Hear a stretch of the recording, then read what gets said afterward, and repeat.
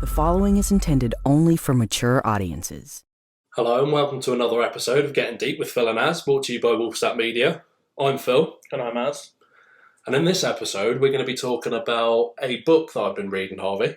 It's by Adam Kay and it's called This Is Going to Hurt. Now it's been recently made into a TV show on the BBC.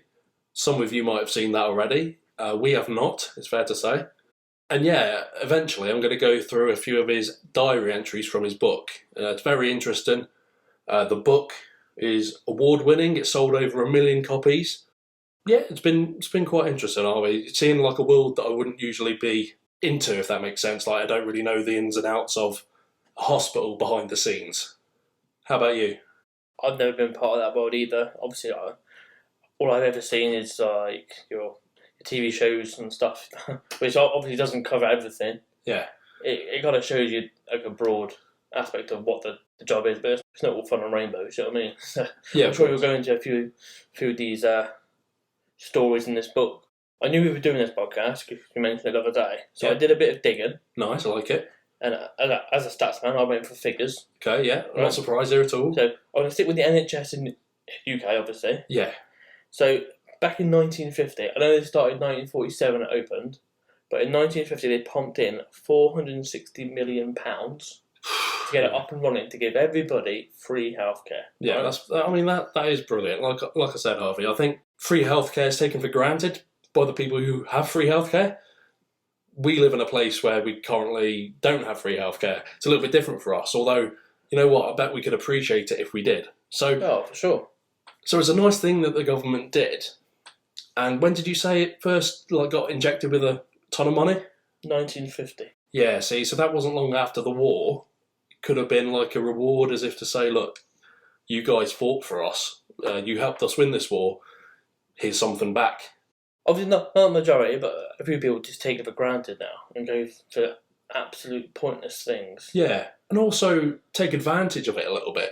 Don't get me wrong, I'm sure there's some sort of criteria you have to fill if you are looking for an operation, for example, or something like that. But I'm sure I've read somewhere, and I don't know the details. Maybe it's an article we should look up later, Harvey. But I'm sure there was a woman that was getting breast enhancements on the NHS. I'm pretty sure.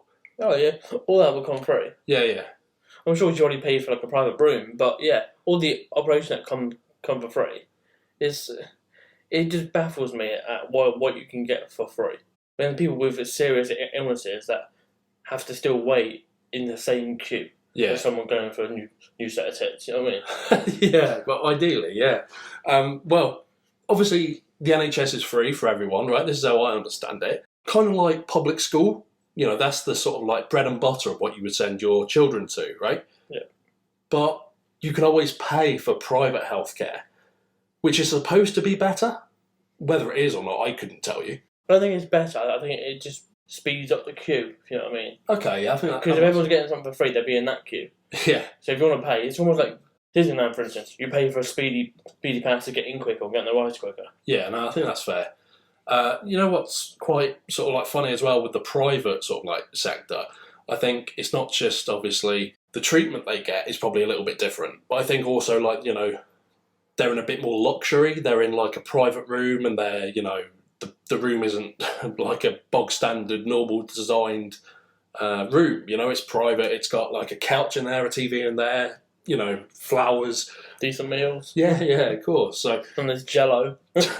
So whether it's worth it paying the extra, or is it worth sticking with the NHS? Do you know what I mean? It's one of them difficult choices.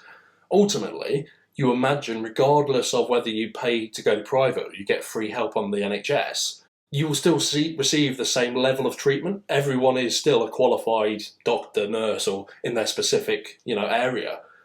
So, you know what? To go private, it's a little bit pointless, really, isn't it? It's just another way for people who have got loads of money to spend it. Yeah, beating the queues and a bit more comfort, but comfort for most people is the price. Yeah. But just going back to better money, back in 2020 they released new figures, right? Right. In the 70 years that the NHS has been around, it's jumped from £460 million a year. Yeah. I mean, even that's quite a lot in the early days, isn't it? Oh, That's tons of money. Yeah. But now in 2020 they recorded £158.4 billion a year. Yeah, that is ridiculous, isn't it? Like, obviously, it's not because ultimately the goal, the reward at the end of the day, is free healthcare. So the government are funding this, right? Yeah. Although it comes out of paid taxes and things like that. So there's that argument. Probably not an argument we're going to have, are we? We're going to sort of stick to the sort of, the NHS in general, what a good job they do, but also, like I said, from Adam Kay's book, some of the horror stories as well. Yeah, so if we carry on with the figures, went up to £158.4 billion a year. Yeah. They've estimated it will be £181.34 billion this year. Now, it's an average of 7% rise every year. So by the year 2025, we would have gone in 75 years, we would have gone from 460 million to 222.4 billion. Yeah, ridiculous, isn't it? Crazy amounts of money. It's easy for me to sort of ask the question because I have no idea really, but what does that get spent on? Is that like workers' salaries, or is it just, to maintain the level of professionalism that they should be expecting, like top of the range equipment? And I think it's come down to the demand of the staff. Yeah. Obviously, as population rises, more people get ill, more and more staff are needed. But obviously, in the dig at the locals, but you generally find more health workers from abroad. Yeah, okay. Because they stick to their training, and the gap of pay they can get in the UK back at home is probably a lot more. Yeah. Whereas the UK public could probably earn more in another trade. Yeah, I think that's fair. The way I'd probably describe it, without knowing too much about the industry itself, is that nurses and doctors are overworked and underpaid. Definitely underpaid. So I think I saw before, Harvey, on Google, that the average income for a nurse at the NHS is £33,000 a year. Does that seem fair? It kind of depends on their level. Yeah. Like if it's a proper junior doctor, like first year, second year, whatever, still in training, it's probably a lot more than the average. Yeah. But you have to remember they're doing long shifts, and literally your life is in their hands. So why aren't you paying these people to do that? No, I think that's fair as well. Yeah, it's really difficult. I'm sure some of these sort of like diary entries that I'm going to get to will open your eyes a little bit and go, well, like, wow. Like these people are supposed to be treated with the utmost respect, but it can seem quite the opposite sometimes. It's a bit ridiculous. As we go through the book, and I'm sure you'll fill me in with a few stories, but well, what defines a doctor's role and their level? Yeah, well, it's quite interesting actually, Harvey, because it mentions quite early in Adam Kay's book that I've got here. I'm just going to read you this little paragraph where it says a junior doctor refers to anyone who isn't a consultant. So a consultant is basically, the top tier. You can't get any higher than that. It's a bit confusing, as a lot of these junior doctors are actually pretty senior. Some have been working for 15 years, picking up PhDs and various other postgraduate qualifications. It's a bit like calling everyone in Westminster, apart from the Prime Minister, a junior politician. I guess it comes down to if everyone does the training. Yeah. We got like 100 doctors and they're juniors, and then that's when you always hear saying, too many Indians, not enough chiefs, or too many chiefs, not enough Indians, whatever it is. Yeah, whichever way around that is, yeah. It's a little bit strange though, but from a sort of like professional point of view, right?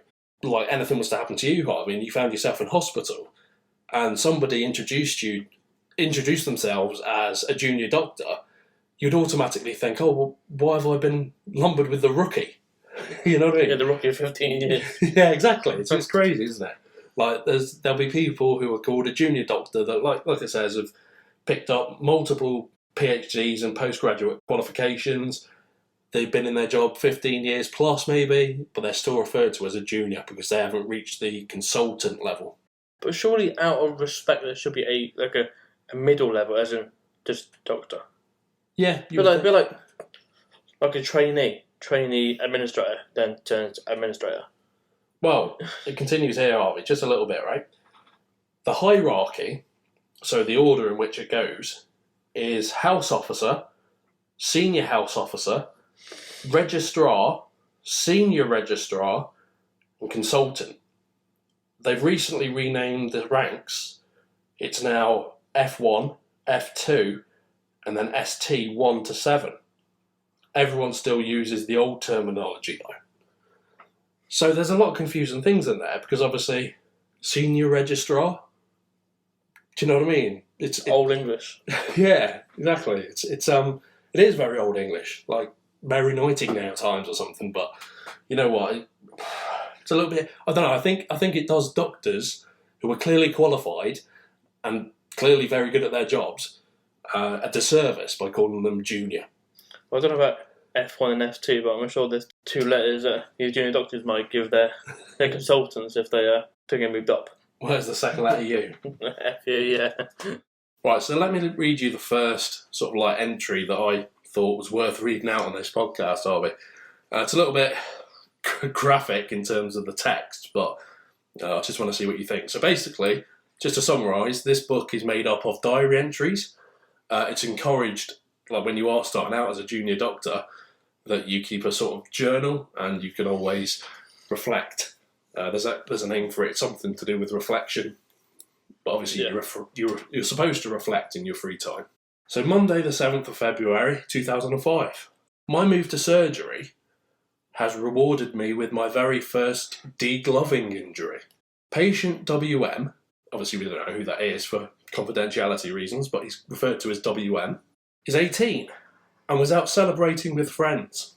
After chuck-out time, he found himself dancing on the roof of a bus shelter and then decided to descend to ground level using a handy neighbouring lamppost as a fireman's pole. He jumped over to the lamppost and slid down koala bear style. He unfortunately misjudged the texture of the lamppost. It wasn't the smooth ride he was expecting at all, but a chafing, agonising, gritty slump to the bottom. He therefore presented to A&E with severe grazing to both palms and a complete degloving of his penis. Oh. I've seen a lot of penises in my brief time in urology and beyond, but this was far and away the worst one I have ever seen. Worthy of a rosette, if there'd been a place to pin it. A couple of inches of urethra, coated with a thin layer of bloody pulp, maybe half a centimetre diameter in total. It brought to mind a remnant of spaghetti stuck to the bottom of a bowl, with a smear of tomato sauce. Perhaps, not surprisingly, WM was upset. His distress was only made worse when he asked if his penis could be regloved. Mr. Binns, the consultant, calmly explained that the glove was spread up an 8-foot lamppost in West London. Oh. So that's fairly early into his medical sort of career. Not one you want to be dealing with, really, but this is just a level of, well, humour, unless you're, of course, WM, then sympathy, because that must have absolutely killed you. But you know what? This is probably the thing they see more times than they need to see it, really. Once is too much. See, this is what I'm on about. Obviously, it's not a waste of their time, but it's out of stupidity. Yeah, it was, actually. You're right. So this guy was drunk. As described, he was out celebrating with his friends, or just maybe not even celebrating, but just out with his friends. Things got a little bit leery, as they do. You know what the Brits are like.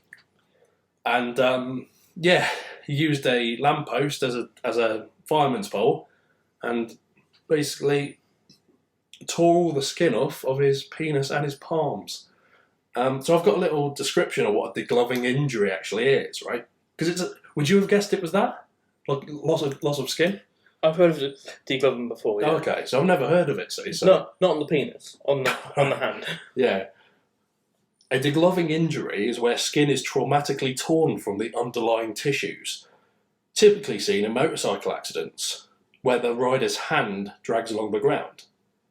Rats are able to deglove their tails at will to escape capture. Quite why we are taught this at medical school escapes me. But yeah, that sounds like a horrific injury. And like I said, early in his medical career, Harvey, welcome to the NHS almost. I can't even imagine the types of stuff they see. You think, obviously, non-stupidity, just like maybe a common cold, like a, I don't know, like a broken arm, broken leg, the more common stuff. Yeah.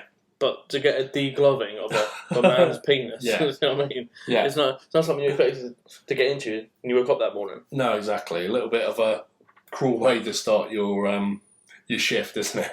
So I'm guessing it was late at night, so you can imagine he's middle of the night and you get this Yeah. incident. So Yeah, of course. It's not a pretty one, is it? Interesting story, though. oh, definitely interesting, but it did make me squirm a little bit. Yeah, for sure. Being gentlemen ourselves. Absolutely. We can feel the pain. Let me move on to the next one. Sunday the 20th of March 2005.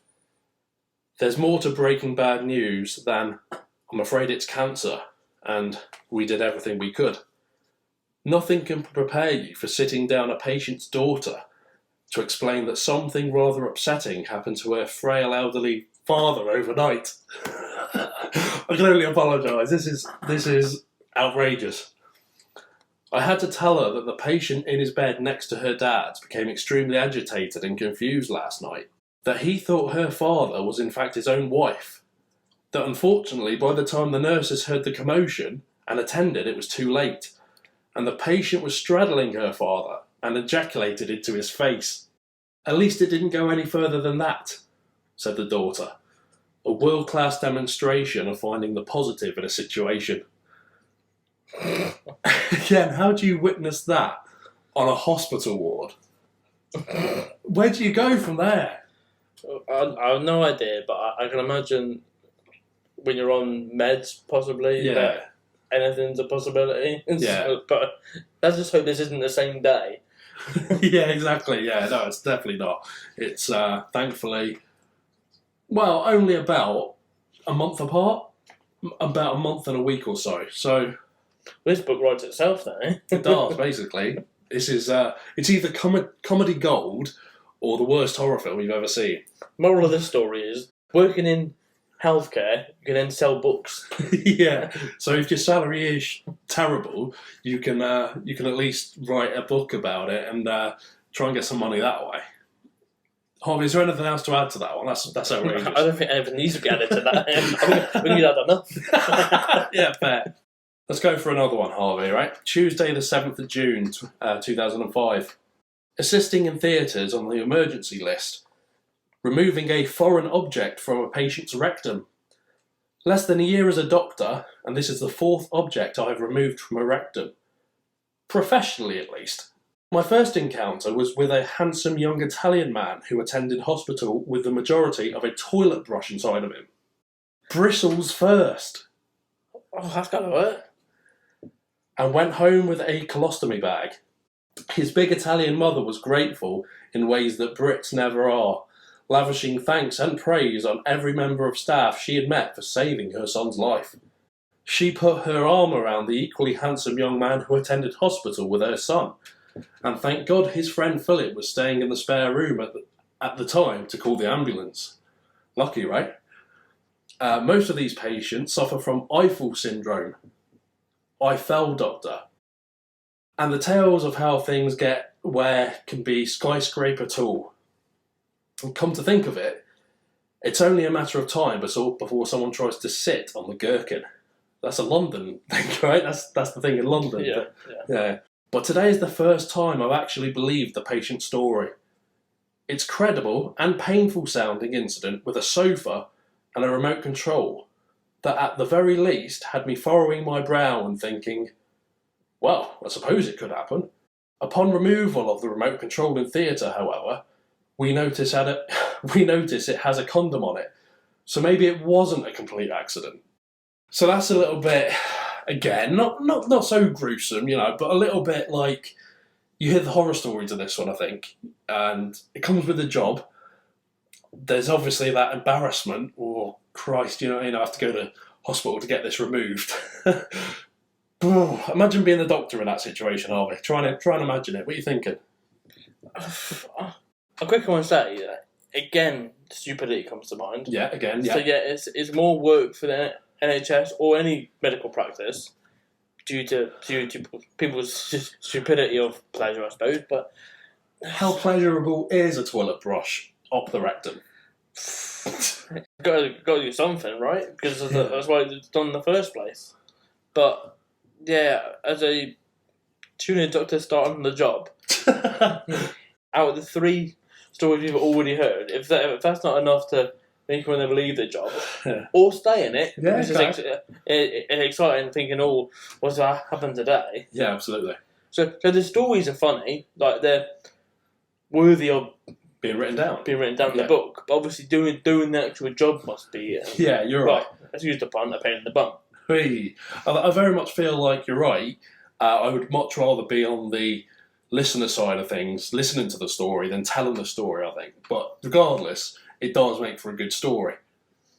I guess that's why staff of trade, practice, whatever you call it, it's hard for them because in the same time they find it funny. Yeah. But they've also got to keep a professional head and do the job to obviously relieve the person's pain. Yeah, you're right. I think I read somewhere in the book of it, just in case it doesn't come up in any of my readings. I think that something that is important with sort of doctors and nurses in that profession is a little bit of gallows humour.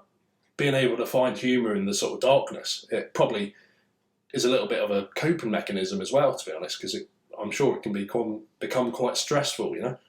Well, they had that thing during the last couple of years ago, COVID. They did that video of them just dancing and messing around, whatever, and they got absolutely grilled for it. Yeah. But again, they're only human. Once their shift's finished, they're just like everybody else. Yeah, agreed. And you've also got to let off some steam after 14-hour shifts? Without a break in some cases. Yeah, without a break in some cases. Like, you know what I mean? It's ridiculous. I mean, I don't expect anything else from, the social media brigade. They'll see anything and find a fault in it. But you're right. If all they were doing was letting off some steam, trying to keep spirits up, fair play to them, because they've probably got one of the most stressful jobs in the world. I can speak from experience of not having one of the stressful jobs, and even we have a laugh. Yeah. All we do is sit down and work on computers. So if we can do it, surely they're allowed to do it. Absolutely, totally agree. Shall we move on to the next one, Harvey? You can do it. So we'll leave the funny ones now, Harvey. Well, for this one anyway, just for a little bit of a more serious one. An interesting one, I found this. Tuesday the 24th of January 2006. So, a good 6-month jump. Yeah. But bearing in mind, there's plenty of diary entries between. These are just the ones I've picked. God has had the good sense to stay the hell away from my job, aside from a few holy fucks and the odd Jesus. Today I meet MM, a Jehovah's Witness, to consent her for an open myomectomy. It's a bloody type of operation, and we would have our 4 units of cross-matched blood in the theatre fridge on standby. The snag is, of course, that Jehovah's Witnesses refuse any blood transfusions because of their, in brackets, fucking stupid belief that blood contains the soul and you shouldn't put somebody else's soul into you. Nonetheless, it's a free country, so we respect everyone's, in brackets again, fucking stupid values and wishes. MM is bright, charming and erudite, and we have a very interesting discussion. She agrees to have cell salvage performed during the operation, and I give her the specific consent form for refusing blood transfusion, even if one is needed to save her life. Just let me read the footnote for a second, Harvey, before I continue. Cell salvage involves hoovering up any blood lost during the operation rather than swabbing it away, then running it through a machine that filters out any impurities. Should there be any need for a transfusion during the operation, the patient's own blood can be returned to them. And some witnesses are happy this is in accordance with their teachings, as the blood stays within a closed circuit and isn't thought to have truly left the body. So she's refused blood transfusion in case that anything was to happen in a operation, even if one is needed to save her life. A small possibility, but a real one, even with the cell salvage. Jehovah's Witnesses have died because they've declined blood products. She signs the form, though admits part of the reason is that her family would never speak to her again if she received blood. Even more of an incentive to have a transfusion, if you ask me. Mr. Flitwick, my consultant, tells me that in his sepia-tinted gung-ho version of the good old days, they'd ignore the form and plough ahead with a blood transfusion regardless. If needed, the patient would never find out, as they'd been under anaesthetic. Happily today, the operation is gloriously uneventful. The cell salvage machine stays in the corner of the room. I review her back on the ward in the evening, and on leafing through her notes, I see that her birthday is in 2 days' time, and she'll most likely still be in hospital. I commiserate, despite the fact that I too will very likely be in hospital for every single one of my birthdays until I'm too weak to blow out the candles. But she tells me that Jehovah's Witnesses don't celebrate birthdays, or even receive presents. This is even more fucked up than the whole blood thing. Now let's get the present thing out of the way, Harvey. You know, with their religion they can do what they want. Receive presents or not, I don't care. But refusing blood that could save your life in a serious operation, that's ridiculous. See, I don't want to go into the religious side too much of it. Yeah, that's fair. But it's like, even if the soul is in the blood, like they say, surely having a soul is better than losing the one you've got, i.e. death. I would agree, but then I agree with you with an atheist point of view. I think that religious people would argue that if it's not their soul, then they don't want to live. Do you know what I mean? It is a crazy one. You're right. It's a totally different subject, and the reason I brought this one up was because it was obviously in the setting of a hospital just before important surgery, and that there's a form that she had to fill in saying that she knew what she was doing. She was almost of able mind, that she was refusing any blood, if needed, that could have potentially saved her life. Crazy. Their religious beliefs or whatever lower their risk of getting old in the first place. Yeah. Because any operation requires blood back in the body. Yeah. Hence why there's always people giving blood. Yeah, that's the whole point and purpose. It's a little bit crazy in itself that they think the soul is in the blood. It's a little bit strange. Because doesn't the soul leave your body when you die? Okay, the blood leaves the body, but you know what? It's not my... I'm not a Jehovah's Witness. I don't even try to, imagine what that life must be like. But it sounds complicated, especially if your family would threaten to not speak to you if you did agree to a blood transfusion. It's not only that, it's obviously the wider beliefs they've got. Absolute joke. What did you make of the comment about the junior doctor's consultant, where back in the good old days, he would have got her to sign a form maybe, but ploughed on regardless and saved her life, or his life, if it was he obviously, unbeknownst to the patient, that they had in fact had someone else's blood, but it kept them alive. Do you know what I mean? Is that a dangerous game? Well, after watching other TV shows and stuff, every medical show that I've seen, they've always got like a rule one. Obviously nowadays it's hard with protocol and obviously people's beliefs and all this, but rule one has always been save a life at any cost. Yeah, okay, I think that's fair. So obviously back in the day, they didn't really care, right, you need this, you're getting it. Whereas now it's, do you want it? Like, yeah, you sure you know what you're doing? As a professional, we should be trusting these people with what they're doing. And yeah, again, it's stupidity. I'm not saying their belief in their religion is stupid. I've just got the title for this episode though. Jehovah's Witnesses are stupid. Yeah, I'm not saying your religious beliefs on being Jehovah's Witnesses are stupid, because again, it's your own beliefs, but I will. I'll say it's stupid. But refusing Yeah. treatment is stupid. Yeah, okay. Saturday the 30th of September 2006. Review a woman in triage who just arrived huffing and puffing away in labour. I ask how frequently the contractions are coming, and the husband tells me they're 3 to 4 times every 10 minutes, lasting up to a minute each. I explain I'll need to do an internal exam to assess how far dilated she is. The husband tells me he checked before they left home and she was 6 centimetres. Most dads-to-be don't peek under the hood, so I ask him if he's a medic. No, he tells me, he's a plasterer. But I know what a fucking centimetre is, mate. I examine the patient and agree with his findings, making him more competent than most of my colleagues. Yeah, that was a good one. I enjoyed that. You're a father-to-be, Harvey. I'm indeed. Obviously, things are going well at the moment, which is fantastic news. Are you worried about the labour? I'm not worried at all. Are you ready to get your plasterer tool out so you can go into the department at the hospital when labour comes, you know, and you're going to be there with a tape measure so you know how diluted she is? Not that I make a living out of looking at diluted vaginas, but I've got qualifications from school in this. Yeah, fair. In this type, so I know 10 centimeters is when it's like go time.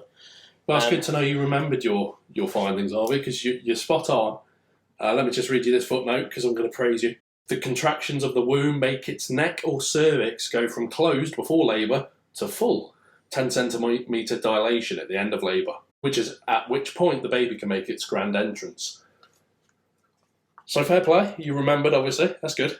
I will be down Z action end. Action end, eh? When my daughter arrives. Lovely, yes, of course. Well, that's a story in itself. Let me say this, right?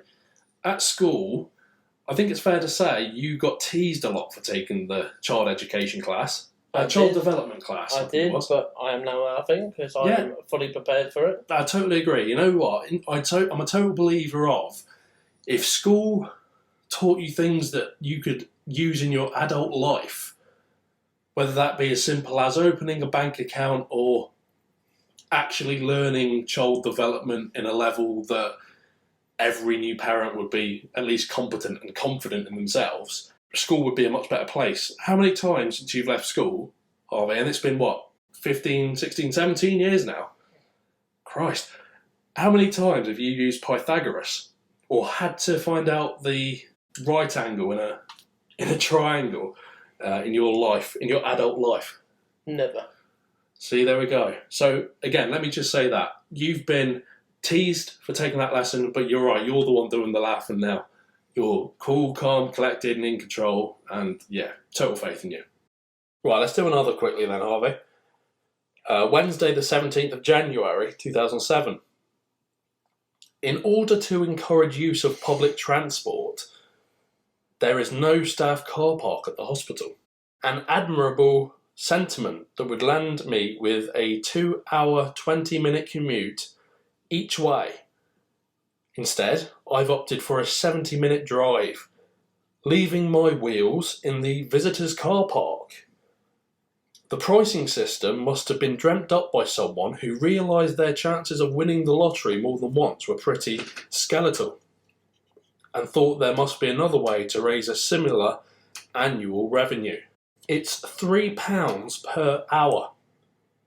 Bearing in mind, this was in 2007, Harvey. I wonder how much it is now. It's £3 per hour and no discount for long stays. And it's applicable every hour of every day and every night, except for Christmas, which presumably they decided would be greedy. The only exception is for women in labour, who get a parking voucher valid for 3 days when signed by the labour ward supervisor. I'm on good terms with the supervisors. Not so much for the fact that day in, day out I resolve obstetric emergencies, but because I occasionally bring a box of Viennese whirls. As a result, they're happy to sign me a parking voucher every few days, and have therefore provided me with a parking space for the last few months. Today, however, the jig is up. My car has a clamp, a £120 fine for removal jammed under the windscreen wiper. I weigh up buying an angle grinder for 50 quid, but I've been at work for 12 hours and just want to get to bed as quickly as possible. I grabbed the notice to find out who to call. The parking attendant has scrawled on the back, "Long fucking labour, pal." So the reason I wanted to bring that one up, Harvey, is a little bit because of the, well, not a little bit, actually a lot, to do with the treatment of the staff. They haven't got a staff car park, and the only way to drive yourself to work is to park in the visitors area, which costs £3 an hour. And this was £3 an hour in 2007. Christ knows what it is now. Probably a tenner, no? How is that fair? It's not fair, and this is why they don't have enough staff, because staff get treated so bad. If you're working 12, sometimes 14, 15, however many hours a day, there should be allocated parking for that member of staff. Because nobody wants to do a 14-hour shift and then get on a bus and a train with other humans and drive home to reflect on yourself before you go to bed. The last thing you need is for you to be absolutely knackered, get on a train, and then something else supposed to happen. Yeah. Because no matter how good or bad your day is, you're technically always on duty. Yeah, I think that's fair. You're always expected to do something if there is like a call. So if someone was to have an accident on one of these trains or buses that they're on, they're working again. Yeah. Whereas if they go home by themselves, they don't run that risk. I just don't think it's fair at all, Harvey. I mean, like the story said there, right? He had worked a 12-hour shift. Now, maths was never my strong suit, but that's 36 quid just for his 12-hour shift. Yeah. That's before the £120 clamp, because it's been a long labour. So basically, his 3-day labour stamp had expired, and therefore the parking attendant thought, well, enough of this. You're getting clamped, mate. Again, disgusting way to treat your staff who are already overworked, overstressed, and underpaid, as if their money wasn't, precious enough. I mean, it is to all of us. Let's be honest. But to make them have to pay to park to go to work, it's just another added stress in their lives that they don't need. I wanted to read that one out because I was quite passionate about that one. I think that's terrible behaviour from any hospital specifically. Obviously, it isn't mentioned. But you know what? I wouldn't be surprised if this is happening up and down the country, to be fair. Now, I know, obviously, finding space for car parks and stuff probably becomes a task, but especially in hospitals and emergency services, you expect to be able to get to work and do your job, because that's effectively you're saving lives, so you need to get to and from work. Yeah. You don't want the hassle of the rest of it. And let's go back to the last thing you said about long labour and the guy gave me a ticket and a clamp. Now, a woman could go up to 72 hours of labour, yeah, for 3 days, but they could be in labour for 72 hours, then get induced, yeah, then have a C-section to get the baby out, and then recovery. Yeah. She's going to be there for a week. Yeah, I mean, I would like to think that the labour nurse on shift would extend that and give her another one so it's valid again. I would hope so anyway, because like you say, you've just given birth to a child, you're told you can go home with baby in tow, and you get to your car and it's clamped. It's clamped. Yeah, brilliant. What a way to be introduced to parenthood. That just tells me that a parking assistant has no idea how medical staff work, obviously, or didn't have a bit of compassion. Again, location isn't really an issue. It's something else I've come to notice. They sort of move you around quite a lot, so you can learn from different nurses and doctors and things. So in one year of your career, you could be in London, the next you could be Manchester, Edinburgh. Yeah, basically they move you around the country at will, and you're expected to just move. The treatment is a bit disgusting, right? But I just wanted to come back to this sentence. I think it's quite powerful. So if Adam didn't want to drive to work, because obviously you have to pay £3 an hour in 2007, he would have had to take a commute of 2 hours, 20 minutes there and 2 hours, 20 minutes back, on top of a 12-hour shift. Do some maths for me quick, Harvey. That's touching 20 hours. There you go. And then what? Do you have 4 hours sleep before you go again? That's stupid, terrible, criminal almost, that these people, well, like I said at the start, overworked and underpaid really, and little perks, just something as simple as, can I please just have my car somewhere where I'm not going to get charged and I don't have to stress about it while I'm busy saving lives? When you think about it as well, we're all told that sleep is important for our recovery and being alert, and you're effectively doing the opposite for the people doing the jobs. Yeah. So you're telling, a doctor tells us, who don't work 12, 14-hour shifts, to get sleep, because it's important for your awareness stuff for our jobs. Yeah. But yet they're not getting the same treatment from their place at work. Yeah, exactly. It's not fair at all, is it? But imagine you go in for an emergency surgery, and this guy Adam, he's working his 11th hour up a 12-hour shift. He's knackered. He wants to go home. Yeah. And he's been told to do this surgery. You're none the wiser, but he's knackered. Yeah. Yeah, it's not fair, is it? Really not fair.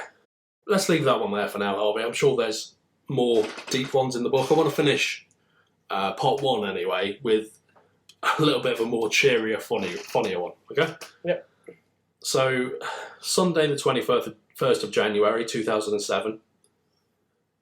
Just when I was thinking it had been a while since the last episode of Unexpected Objects in Orifices, today a patient in her 20s presents to A&E unable to retrieve a bottle she'd put up there. Speculum, in So What It's Going to Be This Time, Chanel No. 5, 2 litres of Tizer, the magic potion I needed to drink to take me to the next level of a Dungeons & Dragons game that I abandoned 24 years ago. As it transpires, it's a medical sample bottle, filled to the top with urine. I can't work out the backstory, so I asked her to enlighten me. It turns out that she has to provide her probation officer with clean urine samples, and so, rather than choose the simpler option of not taking drugs, she has her mother piss in a pot for her, which she then smuggles in her vagina and descends into the sample pot she's given by the probation officer. I think about the enormous volume of paperwork I'll generate for myself if I document this in the notes, so I pretend I never asked the questions and their own. Stupidity again? Do you know what I mean? It is crazy what some people will get up to, I don't know, I don't even know what this one is. Well, con their probation officer, I guess. It's crazy. I'm not going to say her mother's a bad mother, but why would you give your daughter, who's clearly having problems with drugs and clearly getting into trouble, you're not helping her No. by giving her your urine just so it's a clean sample? Yeah. Well, no, I totally agree. From a mother's point of view, if she knows her daughter is going to do drugs regardless, it's an effective way of keeping her out of prison, if indeed prison is the punishment. That's still not necessarily a good enough reason, but there is probably some level of protection and parentalness about it. In a very light sense, I understand, don't get me wrong, Yeah. I understand your point of view, but it's probably born out of a place of love rather than stupidity. It could come and bite them in the arse if they would ever find out, because they are effectively, she's covering up. Yeah. Basically breaking the law. Yeah, basically. And you know what? It's interesting to see what lengths they go to obviously fool, well, in this case, fool her probation officer, that she's willing to sneak in a urine sample from her mother that she sneaked in her vagina so that she can put that in the test pot and it's going to come back clean because her mother isn't a drug taker. Isn't it mad? And at the end of that little story, that little segment, it said that he didn't want to do the paperwork, so he forgot it. Morally, you know what? I don't really care too much, to be honest with you. I can understand why he did it, but imagine the stories where doctors have been told that sort of stuff before, things that could get, people in trouble, and they just turn a blind eye because they're like, oh, never mind, I'll pretend I didn't hear that. Do you know what I mean? Because probation's involved and stuff, and he's probably already way over his head in work anyway, it's one less thing he has to worry about if he has to deal with probation and a statement and all this kind of thing. Yeah. It makes for a half-decent story as well, doesn't it? It's another one. I mean, you were a little bit surprised that a junior doctor, and again, junior doctor doesn't necessarily mean, he's a newbie for the duration of his career. But as I said at the start, it could mean he's been in the practice for 15 years plus. But are you surprised that there's this many? And this is just touching the surface, are we? This is just like a little bit of it. Do you know what I mean? It's not like you get one bizarre story a year. That's the fifth one you read, and he's not even been there 2 years. Yeah. It's crazy, isn't it? And so like you said, there's obviously more stories, but we just picked the highlighted ones to get a bit of a talking point. Well, look, we're going to save some more for part 2. Harvey, I hope you enjoyed it as much as the audience did. I'm going to go away and watch the TV series and get a bit of a glance at that. Totally, I'm going to join you there, I think. So, yeah, please tune in for number 2. Well, that'll be out next week. We hope you enjoyed this one. Don't forget to check out Wolfstat Media on all major social media platforms and send us your questions and comments. We would love to hear from you. Thank you for listening. Don't forget to follow for more episodes. You can listen on Spotify, Apple Podcasts, or wherever you get your podcasts.